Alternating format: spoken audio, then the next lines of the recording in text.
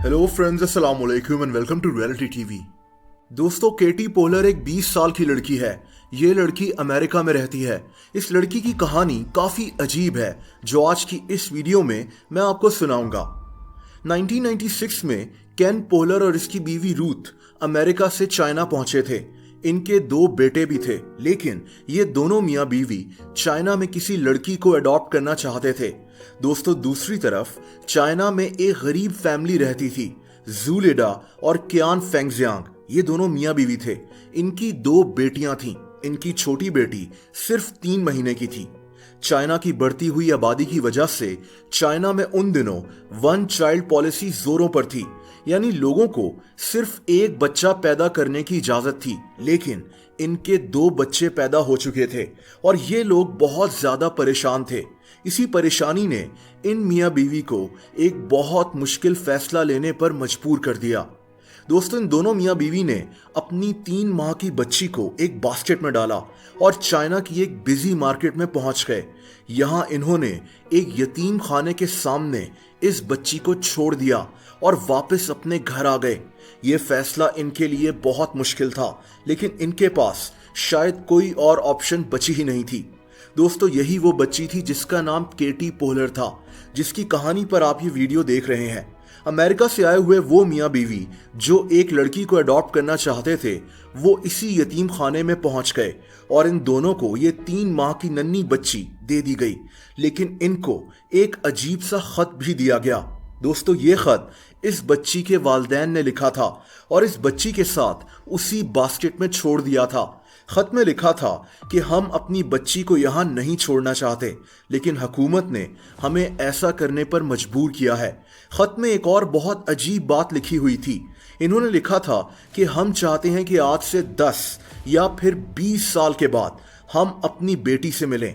इन्होंने मिलने की जगह भी लिखी हुई थी। वो जगह चाइना में एक ब्रिज था, इसका नाम ब्रोकन ब्रिज है। दोस्तों, इन्होंने वक्त भी लिखा हुआ था। ये वक्त किसी फेस्टिवल की सुबह का वक्त था। ये फेस्टिवल हर साल चाइना में इसी ब्रिज पर होता है। दोस्तों, ये खत बहुत जज्बात में लिखा गया था। इस बच्ची को अडॉप्ट करने वाले अमेरिकन मियाँ बीवी को लगा कि इस बच्ची के वालिदैन अपनी बच्ची से बहुत प्यार करते हैं, लेकिन 10 या 20 साल के बाद एक ब्रिज पर इनका अपनी बेटी से फिर से मिलना तकरीबन नामुमकिन है, क्योंकि ये लोग ये भी नहीं जानते थे कि इस बच्ची के असल वालिदैन कौन है, उनका पता क्या है। इनके पास बस ये खत मौजूद था। खैर दोस्तों, इन दोनों ने इस बच्ची को अडॉप्ट कर लिया और इसको अपने साथ अमेरिका ले गए। इसका नाम इन्होंने केटी पोलर रख दिया। वक्त गुजरता गया, केटी बड़ी होती गई। ये लोग इसका बहुत ख्याल रखते थे, लेकिन केटी बचपन से ही जानती थी कि इसको अडॉप्ट किया गया है। वैसे भी ये एक एशियन लड़की थी और इसके माँ बाप अमेरिकन थे। जाहिर सी बात है कि इसको पता था कि ये इनकी अपनी बेटी नहीं है, लेकिन केन और इसकी बीवी ने कभी भी केटी को इस चीज़ का एहसास नहीं होने दिया। दोस्तों, इन दोनों मियाँ बीवी ने वो खत जो केटी के असल माँ बाप ने लिखा था, उसको संभाल कर एक अलमारी में रखा हुआ था।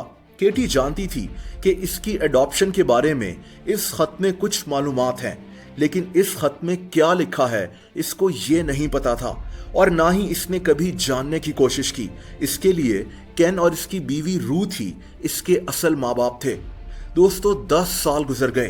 केटी भी 10 साल की हो गई थी और इसके माँ बाप ने किसी फेस्टिवल के मौके पर चाइना में एक स्काउट को उसी ब्रिज पर जाने का कहा, जिस ब्रिज पर केटी के असल वालिदैन ने 10 या 20 साल बाद मिलने का कहा था। लेकिन दोस्तों, आखिरी वक्त पर इस स्काउट की ट्रेन मिस हो गई और ये उस ब्रिज पर नहीं पहुंच सका। लेकिन क्या केटी के असल वालिदैन उस ब्रिज पर 10 साल के बाद पहुंचे थे? दोस्तों, ये लोग अपनी बेटी को नहीं भुला सके और 10 साल के बाद अपनी बेटी से मिलने किसी फेस्टिवल की सुबह वहां पहुंच गए थे, लेकिन वहां से इनको मायूस ही लौटना पड़ा। लेकिन दोस्तों, ये कहानी चाइना में काफ़ी मशहूर हो गई थी।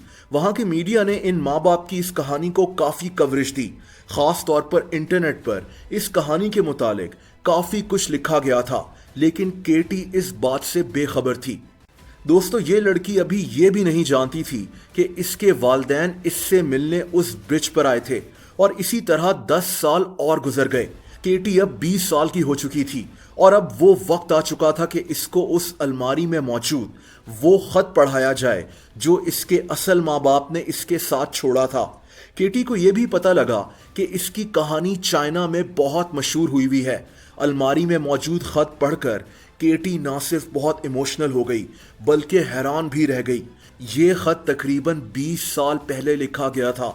उधर किसी फेस्टिवल करीब आ चुका था और केटी के माँ बाप 20 साल पूरे होने पर एक बार फिर से उसी ब्रिज पर जाने को तैयार थे। ये लोग अब बूढ़े हो चुके थे, लेकिन अपनी बेटी की मोहब्बत इनके दिल से अभी भी नहीं गई थी। दोस्तों, केटी ने चाइना जाने की तैयारी कर ली। केटी के माँ के मुताबिक वो इस लम्हे का 20 साल से इंतजार कर रही थी। दोस्तों, इन लोगों का 20 साल के बाद मिलना इतना ज्यादा मशहूर हो गया कि इस पर बीबीसी ने एक डॉक्यूमेंट्री भी बनाई थी जिसका नाम meet me on the bridge discovering the truth about my parents है। केटी की एक बड़ी बहन भी थी। इसने अपने माँ बाप के साथ काफी वक्त गुजारा, 20 साल के बाद ही सही, लेकिन इन लोगों की एक खत की वजह से अपनी बेटी से मुलाकात हो गई। दोस्तों, आप लोग मुझसे इंस्टाग्राम पर भी कनेक्ट कर सकते हैं, उसका लिंक आपको नीचे डिस्क्रिप्शन में मिल जाएगा। अगर ये वीडियो आपको पसंद आई हो तो वीडियो को लाइक जरूर कर दें। ऐसी इंटरेस्टिंग वीडियोस देखने के लिए रियलिटी टीवी को सब्सक्राइब कर लें और बेल आइकन को भी हिट कर दें ताकि मेरी नई वीडियोस के नोटिफिकेशंस आपको मिल जाया करें। अपना बहुत ज़्यादा ख्याल रखें। अल्लाह हाफ़िज़।